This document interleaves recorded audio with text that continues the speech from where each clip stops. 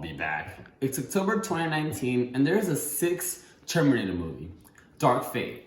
Should you watch it or is it hasta la vida, baby? Here are my thoughts and notes. There will be spoilers.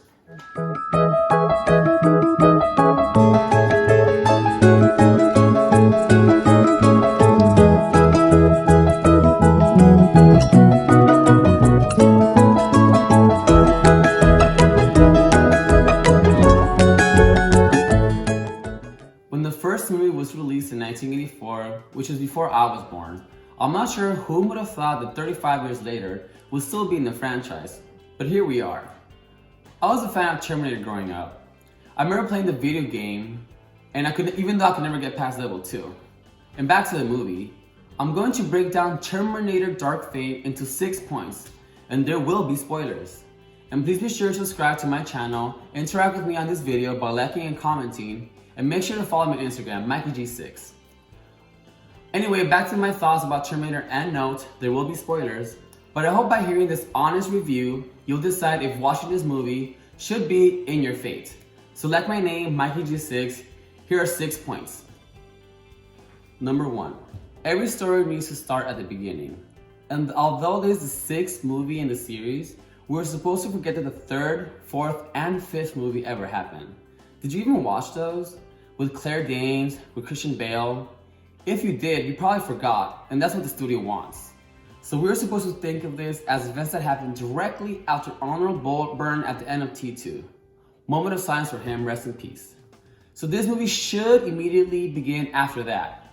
Linda Hamilton, yeah, she's back for the first time since T2, is in Mexico with her son John Connor and another Arnold robot.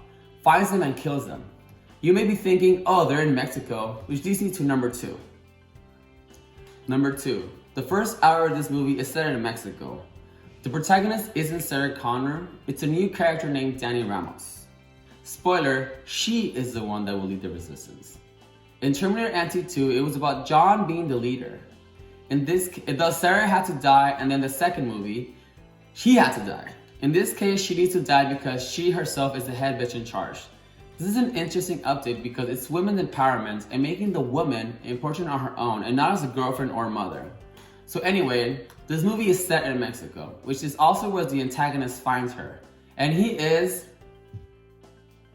Number 3, the Rev 9, people on YouTube say he looks like an Apple Store genius or coffee house barista.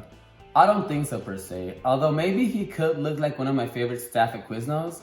I think what people are trying to say is, compared to the T-800 played by Arnold Schwarzenegger, the Rev 9 played by Gabriel Luna isn't as big or physically imposing. Much like every villain, he appears in a ball of light and is hell-bent on killing his target. So speaking of the namesake of the movie, where's Arnold? We'll get to that, because we need to complete the squad of good guys, or in this case, good ladies. Number 4, so we know about Dani and we know about Sarah Connor. So rounding out that trio is Grace, a soldier-assassin hybrid. She's a human woman with soldier enhancements. She, spoiler, rescues Dani in a factory that Dani works in, and they escape in a truck, until Sarah Connor rescues them on a bridge. I don't know if that's much of a spoiler, because that's in the trailer, but I just wanted to be safe. And the 3 ladies are pretty much safe as they travel through Mexico, until they realize they need to go to the US to meet a mysterious figure. And while en route, they... Number 5, the 3 ladies, well, 2 ladies and 1 lady cyborg, get apprehended by ICE, Immigrations and Custom Enforcement. I'm not sure where you are watching this video, hi guys, but I'm in LA. And with the 2020 presidential elections, ICE is a big topic in the news. I was really surprised to see it as a plot point. All 3 ladies are held by ICE. And then the bad guy, the Rev 9, breaks in and tries to kill them. Of course, they escape because it's only 1 hour into the movie and they need to make the movie 2 hours and 8 minutes. So the 3 of them resume their traveling to the US to meet. Number 6, the person I haven't mentioned much, Arnold Schwarzenegger, aka the T-800, now goes by the name Carl. And he has been living in the woods. He explains that he didn't kill John Connor.